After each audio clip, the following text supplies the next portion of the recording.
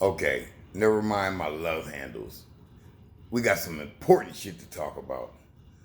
I just woke up from the wildest dream in the history of the world. So I'm up till like 5 a.m. last night.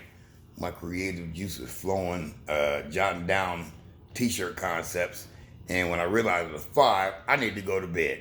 Went to bed and then all kind of wild shit started happening in my head.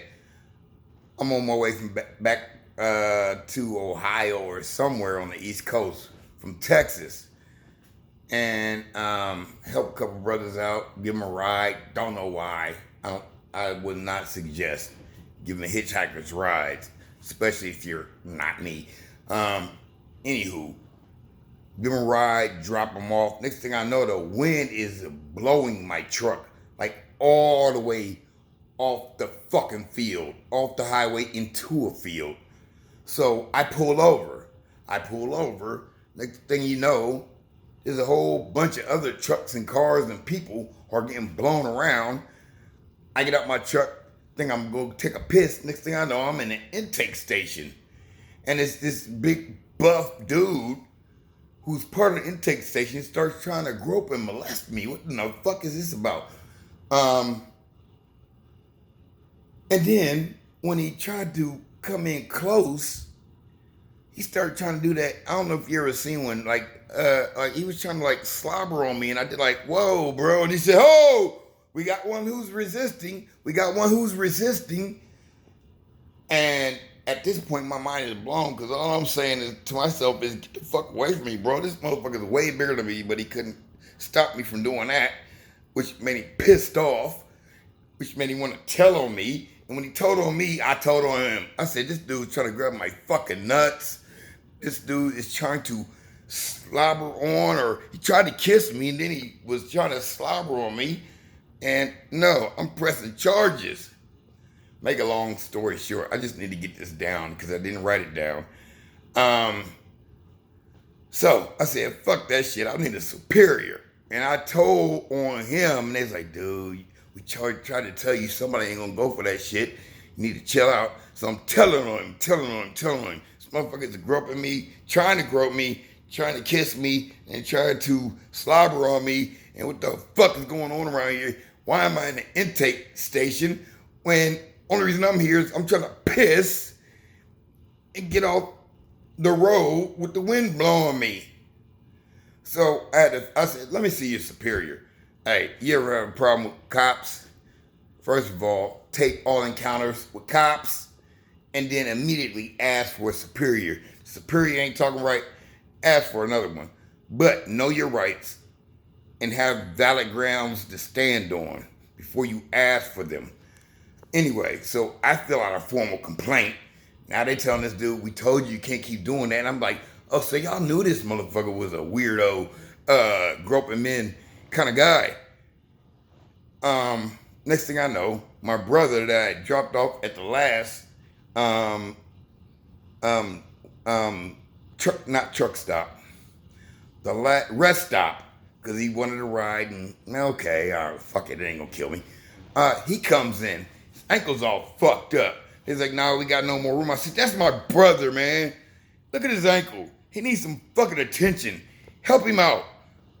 So they go to help him out, and then I'm going outside. Right at this point, I need some breath. I need some air. On the way outside, the dude who was groping me came up and apologized and said, hey, man, I got a lot going on, man.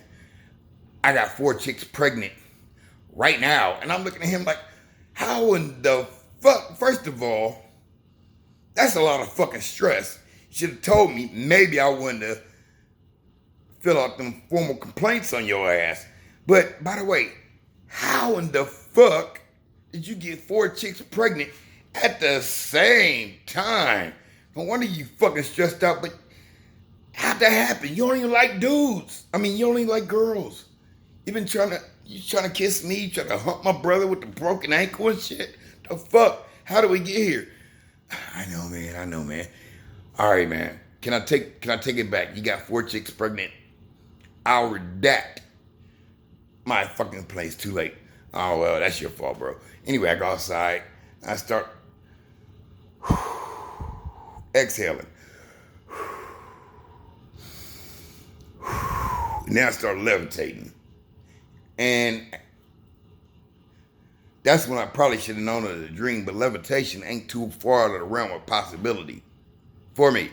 Anyway, so I'm levitating, I'm flying all across the people. I don't even know why all these people are out by this fucking fountain when we just got done with a level 88 fucking windstorm advisory. And I'm just floating, like wondering, like, who's gonna think this shit is a little bit weird or extraordinary? And nobody's really paying attention. And I see this chick, I said, ooh, you got a nice smile. And her friends say, oh my gosh, you hear that? He said, you got a nice smile. She said, who? It's like, the sexy guy who just levitated past us. Anyway, make a long story short, I'm just making this because I need to write this shit down in long form.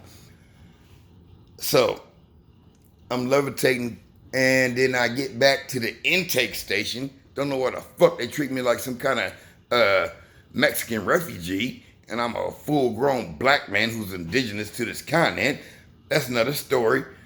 Get back to the intake station. Now, the dude I said was my brother, so he could get some help. This motherfucker got a big-ass balloon hanging off his neck. And the cops are like, oh my God, did you see that?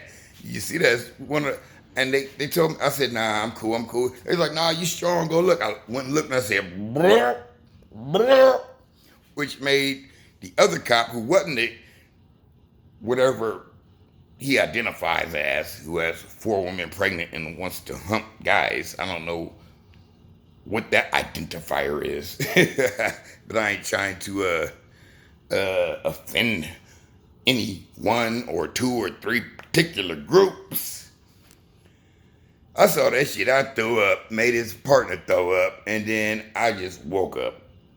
Wildest shit in the history of the world. What the fuck was I doing in Texas in a wind advisory? Well, I know what I was doing in Texas, but god damn, I ain't never seen a truck blow all the way off the road. And I will keep it pushing, but sometimes you gotta know when to shut it down. Wow.